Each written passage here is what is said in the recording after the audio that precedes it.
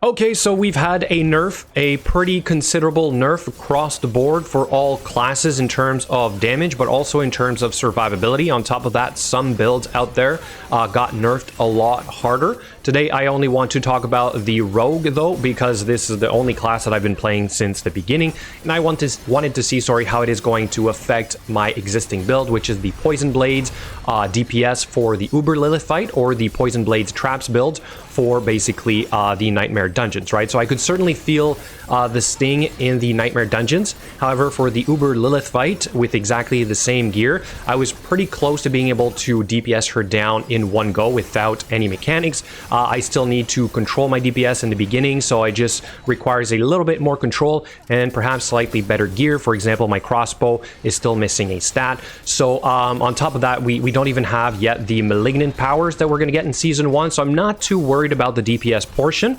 But as for the rest, we'll find out. We're going to have to find more armor basically on our gear. So all that said, let me present you guys with my leveling build for the Poison Blades.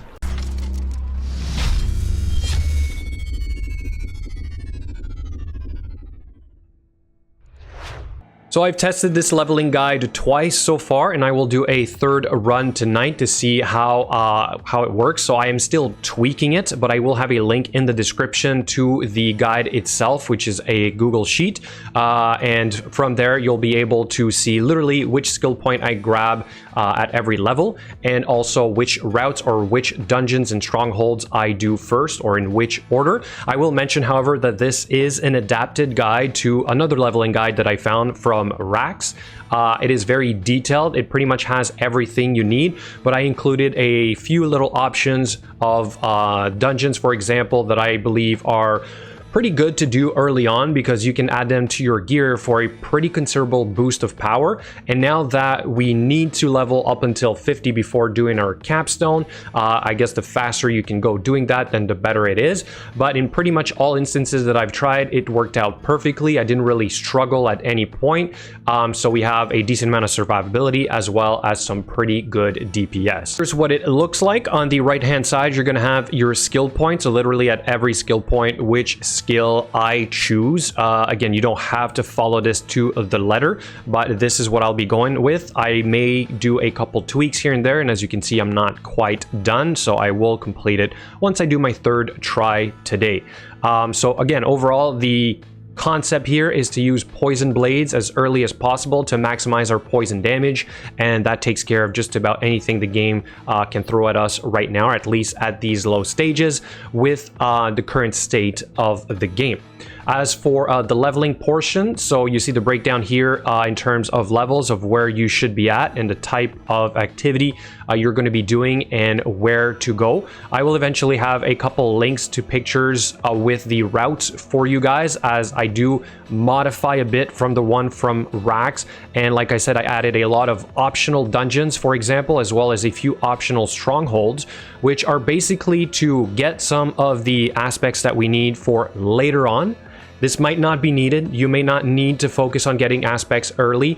I'm pretty sure that with these aspects, I could do the capstone dungeon at level 35-ish. Most people I know have done it at level 40 before. So at level 50, you may not even need these aspects. But overall, I would like to get them so that once I hit tier 3, I can kind of set up my build pretty quickly. And the other reason why I've included more strongholds, it is to maximize your renown for each zones right away so that you get your skill point, but also the extra silver.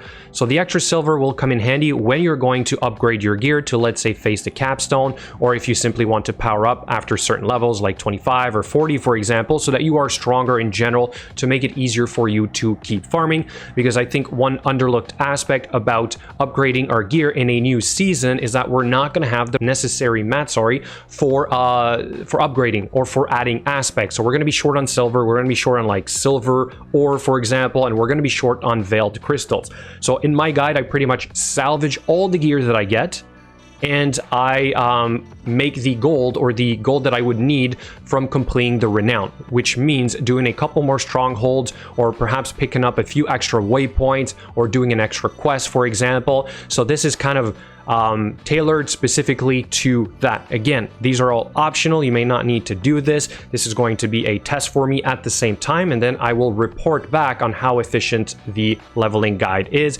along with the skill points, and I will give an update in my Discord server, so you guys are more than welcome to join if you want to follow those, or if you just have questions in general. One more point I want to talk about is which stronghold you're going to keep on farming for that remaining part of the leveling portion. So let's say between 40 and 50. Now that we have to be level 50, we are kind of forced to keep doing strongholds, which I think is still the best activity you can do. So far, I think that Core Dragon and Temple of Rot are probably the best ones to do, but then again, we don't quite know how the malignant tunnels are going to work, so that may be a great source of experience, so we may have to shift our activities based on that. I'll make sure to include that in the Discord server updates, but also the guide. So again, if you guys have any questions, feel free to join. If you guys have any tips, maybe there's something that I missed, do let me know. But overall, that's the gist of the leveling guide. Thank you so much for watching, and I'll see you in the next video.